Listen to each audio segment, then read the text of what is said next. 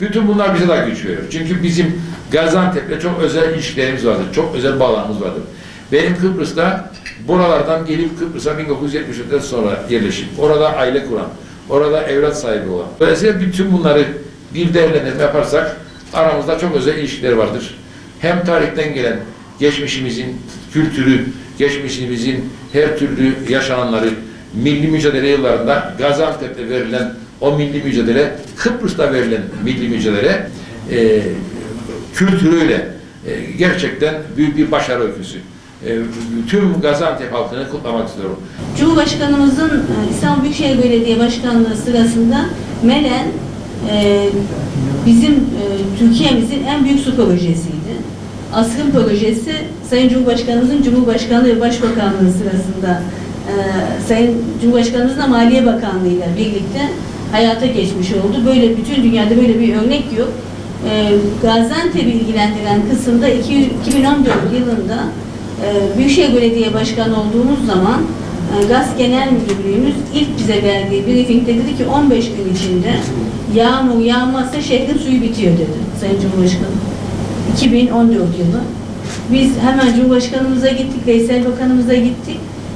Şu anda 130 kilometreden Helete'den Kahramanmaraş'ın sınırlarının içerisinden kar suyu ve dağ suyu ham su kalitemizin 4 kat iyileştirdiği Kartalkale'den geliyordu.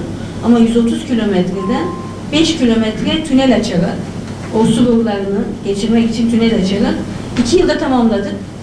Ve hamdolsun arkadaşlarımız hepsini biliyor. Şu anda şehrimiz suya kavuştu. Eğer oy olmamış olsaydı bu şartlarda şu anda şehirde su yoktu. Bir de 500 bin mülteci geldiği zaman su tüketiminin ne kadar arttığını düşünün. Şimdi organize ile alakalı da değerli valimiz organizenin başkanı. Organize Sanayi Başkanımız Cengiz Başkanımız bize organizemize ait bizim 200 bin çalışanımız var. 5. organize hızla yapılıyor. Çok hızlı büyüyoruz.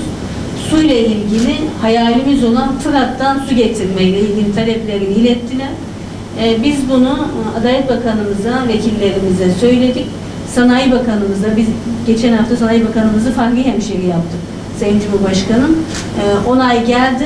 Şimdi 100 kilometre Fırat'tan da organizeye su geliyor. Bu organizedeki sanayicilerimizin en büyük hayaliydi, bizden en büyük talebiydi. Hükümetimiz bunun da onaylamasını yaptı. İnşallah önümüzdeki günlerde Adalet Bakanımız, vekillerimiz, valimizle birlikte bunun hem lansmanını Sanayi Bakanımızla birlikte yapmış olacağız. Şehrimize, ülkemize hayırlı uğurlu olsun.